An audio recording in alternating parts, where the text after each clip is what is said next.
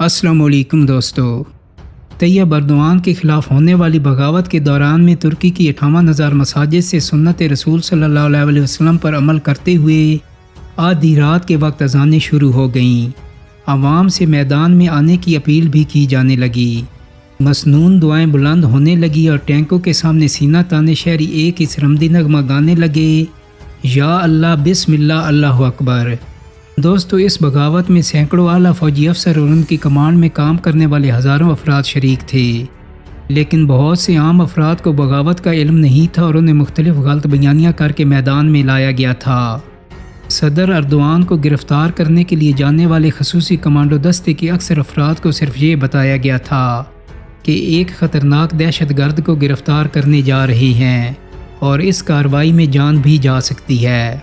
بغاوت کے ناکام ہونے کے بعد کئی فوجی جرنیلوں نے اپنے قصور کا اعتراف کر لیا۔ ان کے واضح اعترافات سے یہ بحث بھی اپنے عروج پر جا پہنچی کہ بغاوت کے پیچھے کار فرما اصل قوت کون سی تھی۔ ان میں سے ایک اہم اعتراف deputy chief of army staff general lieutenant ترکان کا تھا۔ اس کا کہنا تھا کہ وہ 1989 سے فتح اللہ گولن کی تحریک سے وابستہ تھا اور اس بغاوت کا فیصلہ ہماری اعلیٰ قیادت ہی نے کیا تھا۔ Chief of army staff general Hulusi نے اٹارنی جنرل کے سامنے اپنے بیان حلفی میں بتایا کہ بریگیڈیئر محمد لجلی ان کے پاس آئے اور انقلاب کی خبر دیتے ہوئے اس کا ساتھ دینے کا مطالبہ کیا۔ میں نے انہیں اس کے نتائج و عواقب سے خبردار کرتے ہوئے اس سے باز رکھنا چاہا، لیکن وہ نہ مانے۔ چیف نے بھی یہ بتایا کہ انہیں ایک نجی ایئر بیس پر لے جایا گیا تو ایئر بیس کے سربراہ حقان فریم نے انہیں ساتھ دینے کی کوشش کرتے ہوئے امریکہ میں مقیم فتح اللہ گولن سے فون پر بات کروانے کی پیشکش کی، لیکن میں نے انکار کر دیا۔ 1998 سے امریکی ریاست پینسلوانیا میں مقیم جناب فتح اللہ گولن، ان کی جماعت حزمت، ان کے ادارے رومی فاؤنڈیشن اور دنیا بھر میں پھیلے ان کے عالی شان تعلیمی اداروں کے بارے میں اس نے ظن رکھنے والے ایک دور نویس کے لیے یہ ممکن نہیں کہ بغاوت میں ان کے ملوث ہونے یا نہ ہونے پر کوئی حتمی رائے دے، لیکن بعض حقائق انتہائی اہم ہیں۔ انتہائی ذمہ دار ترک احباب کے بقول اس امر میں قطعاً کوئی شک نہیں کہ فتح اللہ گولن ایک طویل عرصے سے اہم ملکی اداروں میں اپنا براہ راست نفوذ بڑھانے کی ہر ممکن کوشش کر رہے تھے۔ ان لوگوں نے یہ بھی بتایا کہ فتح اللہ گولن نے رکوع و سجود کے بغیر نماز پڑھنے کا فتویٰ بھی دے دیا تھا۔ جب ان کے قریبی ساتھیوں سے اس بارے میں استفسار کیا گیا تو انہوں نے بتایا کہ چونکہ سیکولر ترک فوج میں کسی نمازی کو بھرتی ہونے اور ترقی دینے سے پہلے اس کی پیشانی، ٹخنوں اور گھٹنوں پر نماز کے اثرات و نشان چیک کیے جاتے ہیں، اس لیے یہ فتویٰ دیا گیا کہ باقاعدہ رکوع و سجود کے بغیر اشاروں سے نماز پڑھی جا سکتی ہے۔ ان کے پیروکاروں میں بارہ یہ سننے کا موقع ملتا ہے کہ اعوذ باللہ من السیاست، لیکن عملاً نہ صرف ترکی بلکہ بیرونی ترکی بھی سیاستدانوں، صحافیوں اور متمول افراد سے ان کا خصوصی رابطہ رہتا تھا۔ نیوز ایجنسی، اخبارات اور ٹی وی چینلوں سمیت پوری ابلاغیاتی دنیا ان کی تھی۔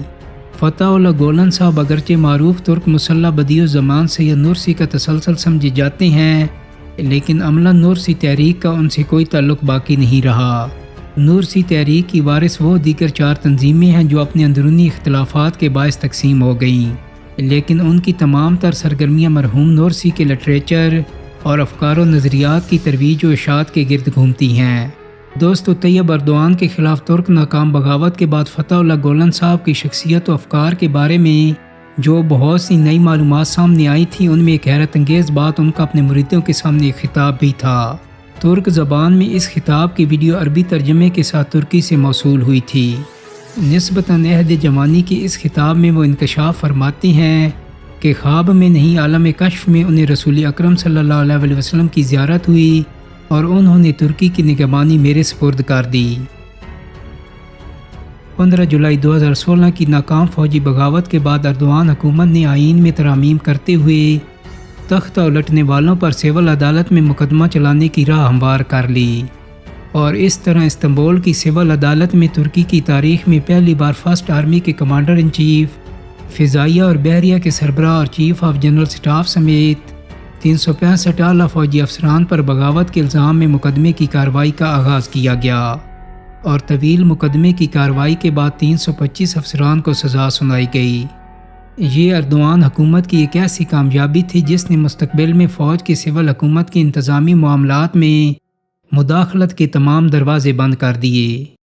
اردوان حکومت کا سب سے بڑا کارنامہ فوج کو وزارت دفاع اور وزیر دفاع کی جانب سے دیے جانے والے احکامات کی تعمیل کروانا ہے۔ اس سے قبل ترکی میں وزیر دفاع کا کردار صرف کاغذوں تک ہی محدود تھا اور چیف آف جنرل سٹاف ہی ملک کے کرتا دھرتا تھے۔ ان کے بیانات اور احکامات کو میڈیا ہمیشہ اولویت دیتا۔ فوج جب چاہتی اخبارات اور میڈیا کی خبروں کو سنسر کر دیتی اور کسی کو بھی چون و چران کی ہمت نہ ہوتی تھی۔ لیکن 15 جولائی کی ناکام فوجی بغاوت نے ملک میں سب کچھ تبدیل کر کے رکھ دیا اور اب فوج عملی طور پر بیرکوں میں واپس جا چکی ہے اور ملکی سیاست میں کسی قسم کی دخل اندازی کرنے کا کوئی ارادہ نہیں رکھتی۔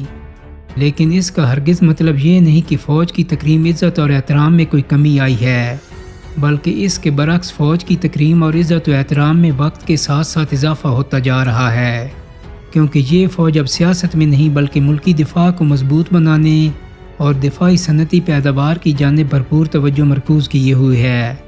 پہلی بار ملک میں دفاعی ضروریات کا 80% ترکی میں مقامی وسائل سے تیار کیا جا رہا ہے اور مقامی ڈرونز نے ترکی کو امریکہ اور چین جیسے ممالک کی فہرست میں شامل کر دیا ہے۔